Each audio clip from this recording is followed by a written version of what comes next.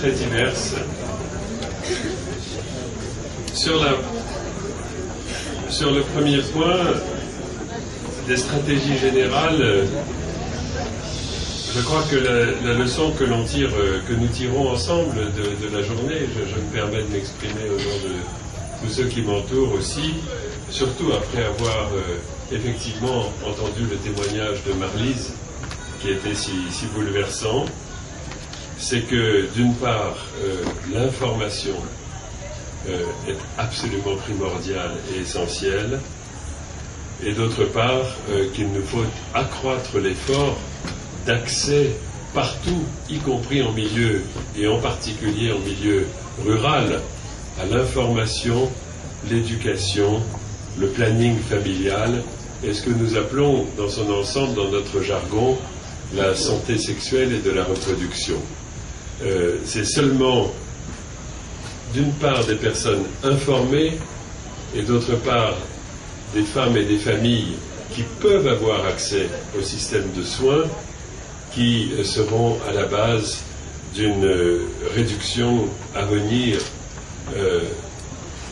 du nombre d'histoires du type de celles que nous avons entendues ce matin. Je voudrais peut-être aussi à ce propos dire que si l'objectif du millénaire numéro 5 sur la mortalité maternelle est un objectif dont on parle souvent en disant qu'il est plus en retard dans les progrès qu'il fait que les autres objectifs de la santé relatifs à la santé, je crois qu'il faut aussi que vous sachiez bien que les progrès sont tout de même bien là.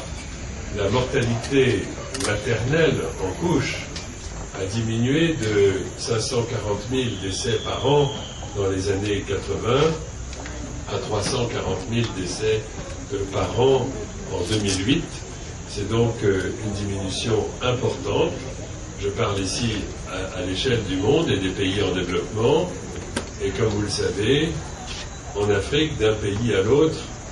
cette diminution est variable. Et il y a des pays, dont le Cameroun, qui continuent à faire face à une mortalité maternelle importante et qui, quelque part, est en plateau depuis plusieurs années. Il ne faut pas sous-estimer le fait que la mortalité maternelle n'est pas seulement liée à certains problèmes qui ont été évoqués ce matin, la difficulté de l'accès au système de soins, le retard du fait de l'absence d'information et d'éducation, le retard avec lequel les femmes peuvent venir accoucher,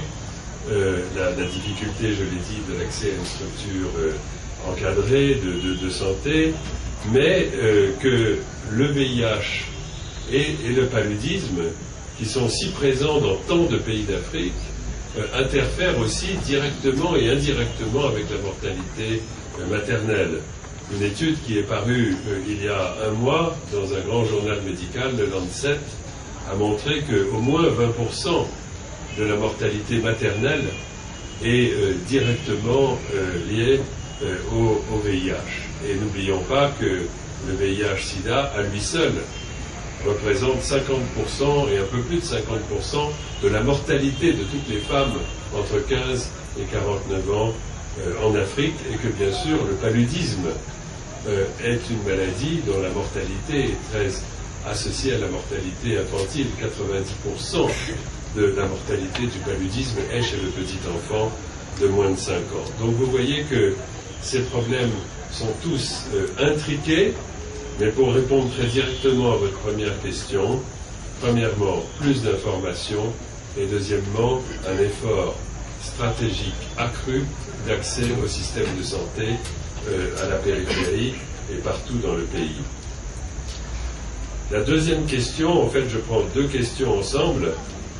La première question de madame, pardonnez-moi, je n'ai pas votre nom. Votre première question et puis la question qui a suivi sur l'éligibilité ont trait à l'échec du Cameroun au Round 9,